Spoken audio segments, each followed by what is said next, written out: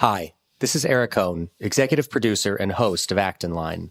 And before this week's episode, I want to briefly tell you about our upcoming Poverty Cure Summit, an Acton Institute event.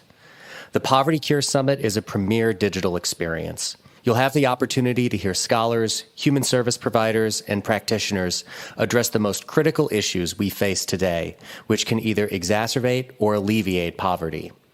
With conversations rooted in foundational principles of anthropology, politics, natural law, and economics, you'll gain a deeper understanding of the root causes of poverty and identify practical means to reducing it and promoting human flourishing.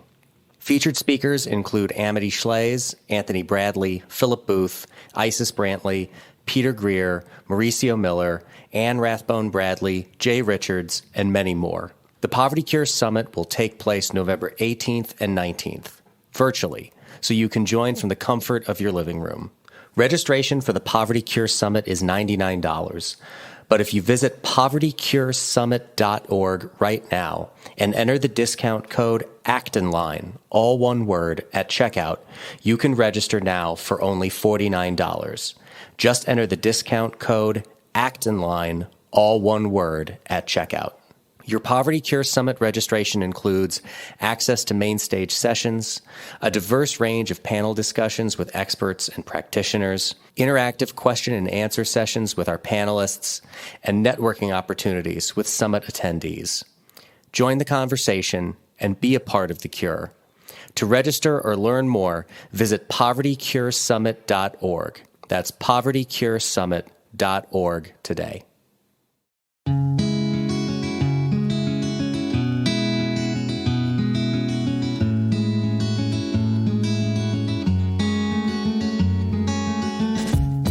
Welcome to Acton Line, the podcast of the Acton Institute for the Study of Religion and Liberty. I'm Eric Cohn, executive producer. On October 3rd, 2020, Pope Francis released the third encyclical letter of his pontificate, Fratelli Tutti. Literally translated as Brothers All, Fratelli Tutti is a call from Pope Francis for more human fraternity and solidarity. In it, Francis addresses a number of topics, including racism, immigration, capital punishment, war, politics, and economics. In addressing economic issues, Francis warns against, quote, financial speculation, cautions that, quote, not everything can be resolved by market freedom, and denounces the, quote, dogma of neoliberal faith. It is with these economic issues that, in his article reviewing Fratelli Tutti for Catholic World Report, Acton's Dr. Samuel Gregg sees, quote, economic caricatures roaming throughout Francis's documents. Today, I'm joined by Acton Institute president and co-founder, Reverend Robert A. Sirico, and Acton's director of research, Dr. Samuel Gregg, to discuss Fratelli Tutti in general, and in particular, the economic concerns raised therein. You can find additional resources in the show notes for this episode, as well as find previous episodes of Acton Line on our website at acton.org/actonline. And if you like this program, you can help us reach even more listeners by sharing it with a friend and leaving us a 5-star review on Apple Podcasts. We welcome your comments as well. Acton Line is available on Apple Podcasts, Google Play, Spotify, Stitcher, or wherever you listen.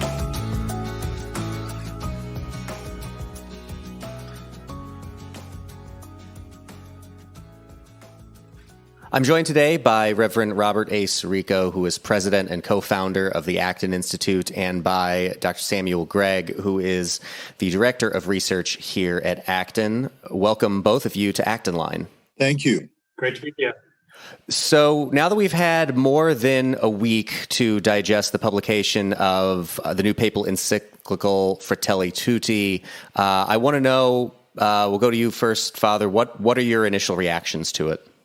Well, I have to say that I don't think a week is hardly enough because it's an immensely long document, over 200 pages, lots of footnotes. So I think it's going to take a while to digest it. But basically, a good section of it, and this, of course, is what the interest of the Acton Institute is, deals with questions of economy. And they are reflective, I think, of what we've seen elsewhere. In one sense, there's really nothing new in this encyclical, in this area. But it really reiterates what I think is a misunderstanding of what the market economy is about and the practitioners within it. Repeatedly in this document, it speaks about an ideology or advocates of an ideology who insist that all needs will be met by the market. And that's said in various ways at different points. And I'm just wondering who he's talking about, because here we're the premier think tank that deals with this integration of markets and morality. And I know no one, not only on our staff, but among our friends, among our donors, who would say that the whole purpose of the Acton Institute, as an example, is to show that the market needs a telos beyond simply the efficiency that the market gives, which is not nothing, by the way, because I think if you're going to talk about poverty and helping people out of poverty, you have to talk about efficient systems of productivity. So that's just one thing in this encyclical that I think needs to be addressed or amplified or clarified. Sam? Well, I made pretty much Father's point in an article I wrote for the Catholic World Report, insofar as I think that the document, which, as Father said, is it doesn't say really very much new. In fact, one of the things I think about it is it's almost like a capstone to the pontificate. If you want to know what Francis thinks about any number of social, political, economic, and cultural questions, this is the document you need to read. And he reiterates and expands and elaborates upon many of the points he's made, including the economic points that Father just referred to, that he's made before. And I say in the article, I think it's this habit of articulating economic straw men. As Father says, I don't know anyone who believes that market solves all problems. And also there's even just little technical things, like the way that speculation is talked about. It's not talked about in the way that speculation happens on an everyday basis, which is a way of basically calibrating prices over time in light of supply and demand. And speculation plays a very important role in stabilizing prices over time. Now, it can be abused, but the way you read about it in the encyclical, you think that it's just purely an exploitative financial technique, but it's clearly not. So that's a difficulty. And my concern, and again, I made this point in this article that I wrote, is that I worry about how wide is the circle of advice that the Holy See is drawing upon when it comes to reflection upon what are, after all, highly prudential subjects. I think basically the circle of, let's call it the magic circle of advice for these types of topics basically extends at the moment from what you might call left-leaning populists to sort of mild neo-Keynesians.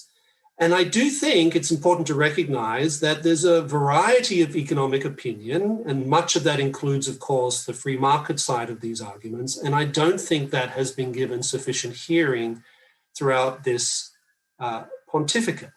So that's something to be concerned about, because I think it means that when the encyclical talks about dialogue, the dialogue is occurring within a relatively narrow sphere of opinion. And if the church is going to comment about these sorts of questions, I think it should be consulting more widely.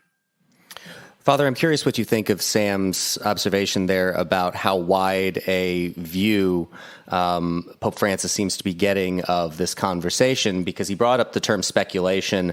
I also noticed the term neoliberalism in there, which strikes me as a very political term that is often used only as an epithet and that does not seem to have any real definition that I can discern, that wouldn't be the same as using the word liberal or classical liberal in a proper understanding. And then also getting to the idea of this kind of what some would call market fundamentalism, the idea the market can solve everything, or in a more kind of pop political sense, this notion that libertarians have been running everything in Washington, D.C. for as far as we can remember. I'm curious what you think of Sam's observation and the frequency at which we saw some of these more, to me, political-sounding buzzwords. Well, I think it's, hardly arguable that, or at least there's no reference in this document or in some of the others that gives any indication that there's been a serious conversation with people who see things differently, whether it's on the question of speculation or the question of the function of a market, where morality comes into play in the economy, and other areas as well. It seems to me, when you think back, for instance, with the promulgation of Centesimus Annus, there were a series of meetings that had taken place prior to the promulgation of the encyclical that involved wide-ranging economists and economist Nobel laureates as well. I have a picture of Friedrich Hayek with Pope John Paul and a number of other people who were at these conferences. So to be able to distill this, even if it's to argue for a different position, I would have felt myself far more challenged if the Pope had said, here's the problem with neoliberal, if he wants to use that phrase, neoliberal economics. They say X, Y, and Z, and maybe it would be something that I would have agreed with. And here's where it's wrong. I would have felt much more challenged. But in this regard, I'm just not a participant in this debate at all. What he's talking about, as Sam has said, is strawman. I should also point out that, repeatedly, not just in terms of the Holy Father, but in regard to the editor of one of the main journals in Rome, who wrote an extensive piece exactly on the area of our concerns, also calling for dialogue, that we responded and invited that dialogue, and were just completely, dismissed out of hand. I'm talking about the journal Civiltà Cattolica and Father Spadaro in particular, another Jesuit. Sam, I'm curious, when Laudato Si was published, there was a lot of criticism that various strains of it, either contending that Pope Francis either didn't seem to understand the idea of markets, and then some going as far as to say that he had some Marxist beliefs. Given what that conversation was around Laudato Si and the conversation we're now seeing around Fratelli Tutti, what do you make of those criticisms? Does he just have a misunderstanding of markets, do you think? Or has he mislabeled, I think as I've heard Father suggest as well, crony capitalism seems to be his only understanding of markets? Well, I think the word neoliberalism is part of the clue, one of the clue here. That's a phrase which is extensively used throughout Latin America. It's extensively used throughout Latin America, and it's an epithet. It's a way of saying, well, this is a sort of market fundamentalism, and we're opposed to that. So I think that's part of the key. His Latin American background is part of the key. A colleague of mine, Alejandro Schofwen, colleague of ours, I should say, said to me recently, he said, the notion that Pope Francis is ever going to see that there's a possibility of a type of capitalism that's not cronyist, that's not marked by the dysfunctionalities that you find in what I think is essentially the highly mercantilist arrangements that prevail throughout Latin America. The odds of him ever seeing that are slim. So that's the second thing. The third thing I'd say is that I've never thought of Pope Francis as a Marxist. I think that's a mistaken way of trying to understand where he's coming from on these sorts of issues. I don't sense any Marxist ideology or even Marxist categories being used. I'd also note, and I said this in the article that came out earlier this week, he doesn't call, I've never seen him call for massive state intervention. I've never seen him say anything like that or write something like that. In fact, in Fratelli Tutti, he makes a comment about that welfare-style policies are not what he's calling for. So, but this leaves us with a bit of a problem, right? Because on the one hand, he says these things, particularly in paragraph 168, where he's talking about all these problems of what is the market as the solution to all problems. And, we've said a million times, I don't know anyone who says those sorts of things. But then he said, well, I'm not calling for widespread state intervention either, or welfare policies. So the question becomes, well, what is it that you want? Now, maybe he thinks, well, that's something for lay people to work out. And that's something that I think should be more emphasized in Catholic social teaching in general, that most of these issues are for the laity to apply the principles of Catholic social teaching to any number of economic and political problems. And, they will often come to legitimate different positions on those sorts of issues. But with Francis, it leaves us with a type of question mark of, well, okay, you've said this, and there's some problems with what you've said. On the other hand, you're not asking for that.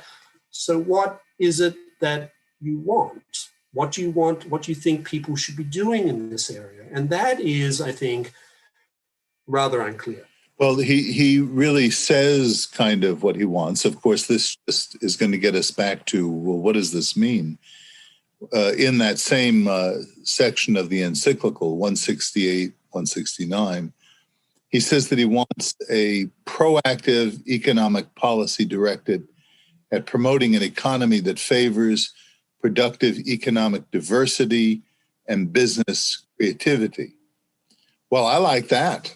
That sounds like the division of labor. That sounds like entrepreneurship. That sounds like profit making. That sounds like a business economy. And yet, everything that I would propose that would meet that standard would be rejected as neoliberal, or the marketplace by itself cannot resolve these problems. However much we're asked to believe this dogma of neoliberal faith, however much we have been asked to believe that, who has asked you to believe this? Name one. So it really leaves us in a conundrum about how we're going to go forward with a coherent understanding of what needs to be done. Sam, one of the things you also highlighted was the presentation in Fratelli Tutti of St. Francis of Assisi. I was wondering if you could share some of those observations of the facts about the man versus some of the myths that seem to be presented. Well, this subject came up with Laudato Si as well, because, again, another expression used by Francis of Assisi to title an encyclical.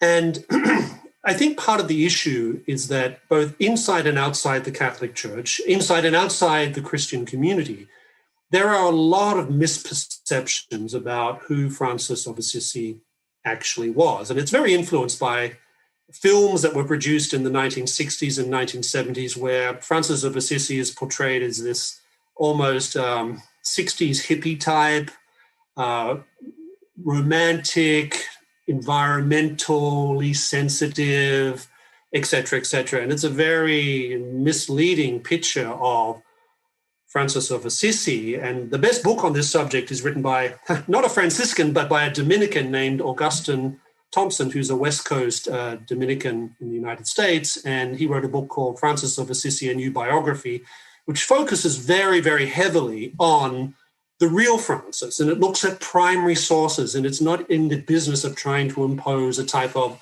20th century left-leaning environmental agenda upon the figure of someone who was, after all, a medieval Catholic. And so when I was reading the introduction to Fratelli Tutti, and it starts with this invocation of Francis going and having this meeting with a Muslim sultan, Egyptian sultan in the 13th century, I read it and I thought, well, that's not quite right. And then I went and read the biography, and it makes it very clear that Francis of Assisi was, when he had his encounter, and it was an encounter with the Muslim Sultan, it wasn't a sort of Francis sitting there and just being meek and humble. He was there and he made it very clear to explicate the truth of the Christian faith.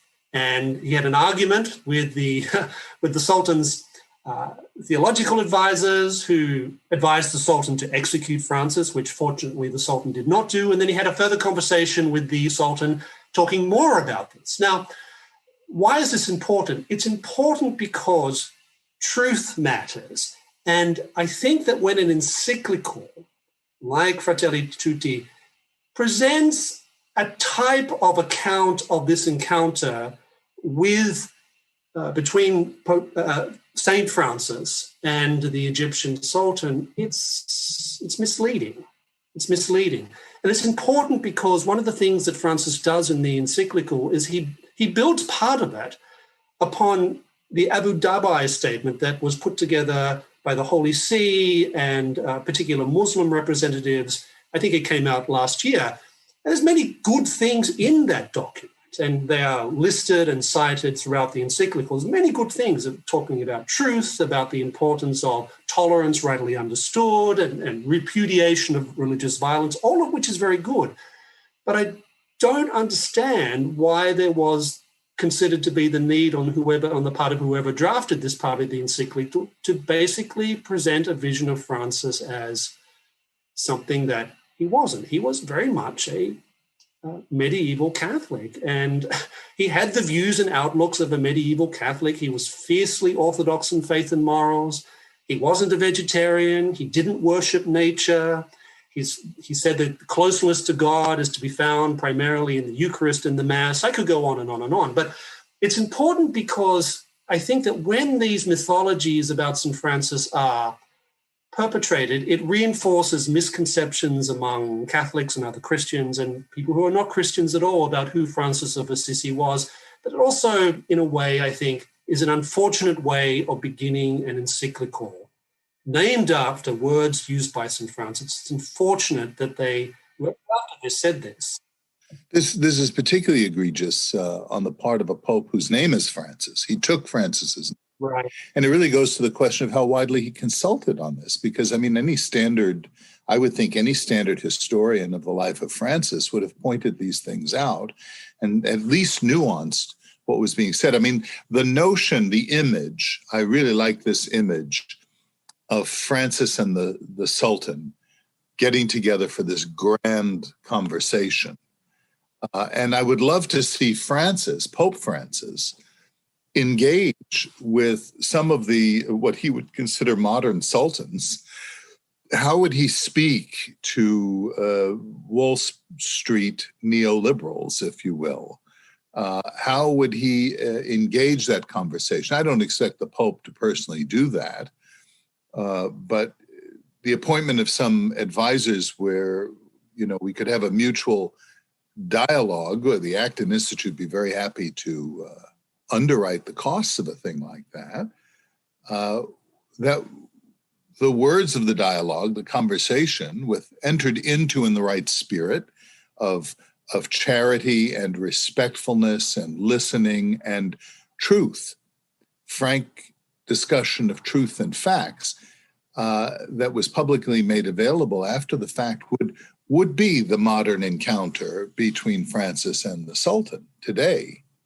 I don't see that in the offing.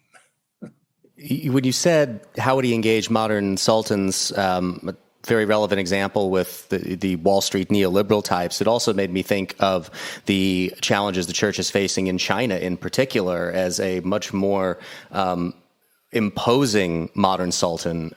Curious how that would be dealt with as well. Well, it's being capitulated as far as we know. I mean, some of the people who suffered the most for the faith have been marginalized. I'm talking about the underground church in China. Of course, the cries of Cardinal Zen, who knows very well, the former Cardinal Archbishop of Hong Kong, have gone largely ignored. And even to the insulting point of Cardinal Zen coming to Rome and asking for an appointment with the Pope, and the Pope declining to meet with a cardinal of the Catholic Church. I don't know if there must be historical precedent for that, but nothing comes to my mind immediately of when that's happened in modern history. Let's wrap this up here because, Father, as you said, we'll have plenty of time to go over this rather lengthy document where there's a lot there to digest. So I want to go to Sam first to ask, we've talked about several areas of the document and offered criticism of those areas of the document. What, in your article, you had mentioned that there were several parts of the encyclical that you thought were spot on. Could you highlight some of those parts?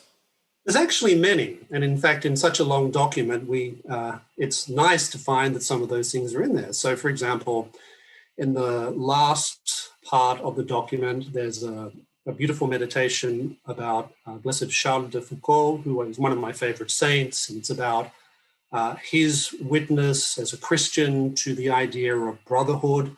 It includes other Christians, but also goes beyond the Christian world. There's also a lot, interestingly, about truth.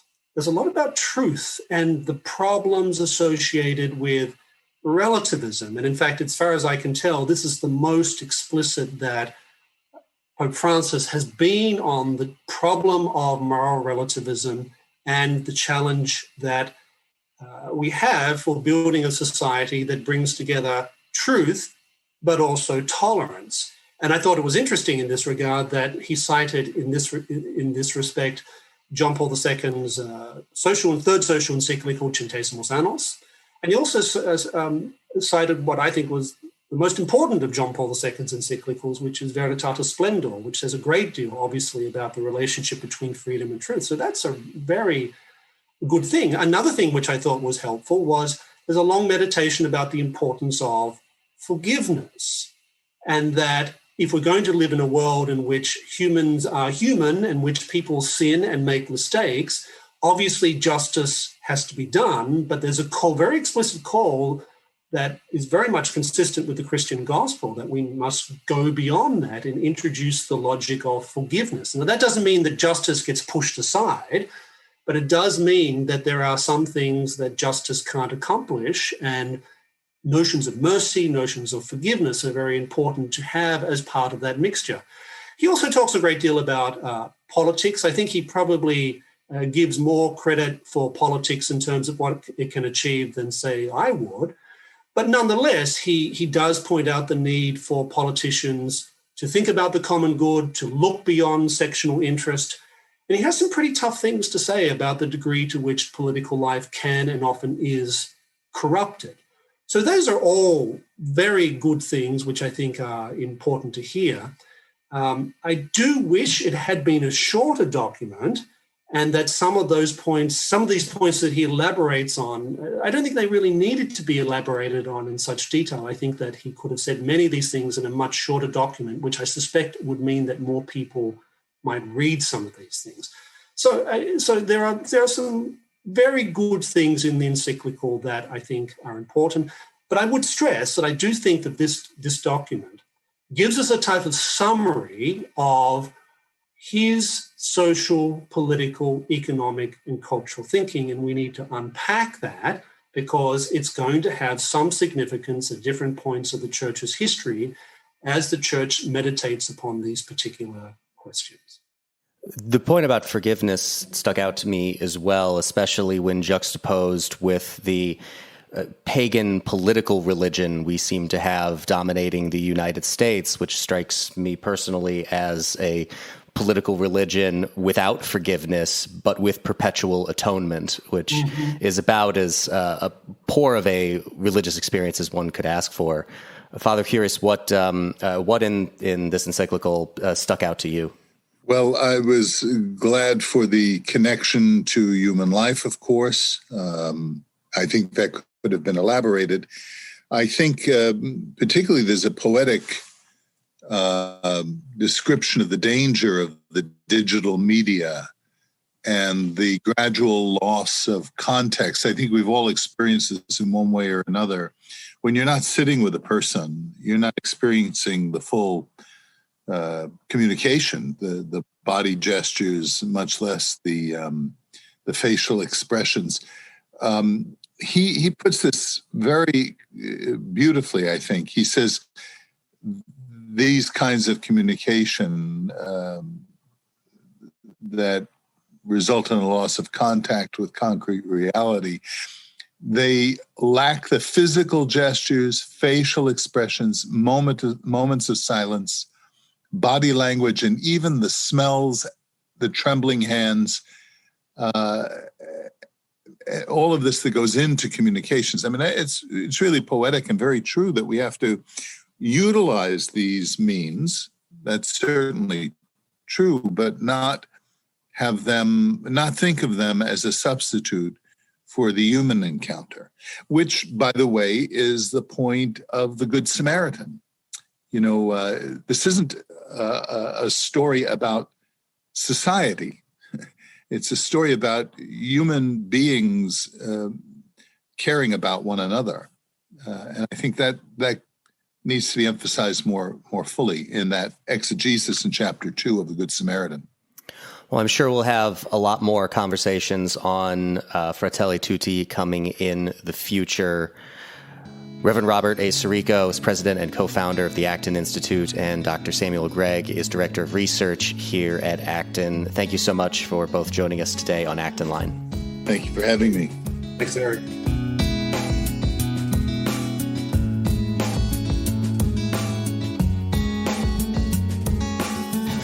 As always, thank you so much for listening today. Our team loves putting this show together for you every week, and it's so encouraging to hear from our listeners. Feedback is incredibly important to us because it lets us know what you like to hear more of, including the kinds of topics you're interested in most. If you have comments, feedback, or ideas for a show topic or interesting guest, you can reach our team at actonline@acton.org. Until next week, for Acton Line, I'm Eric Cohn.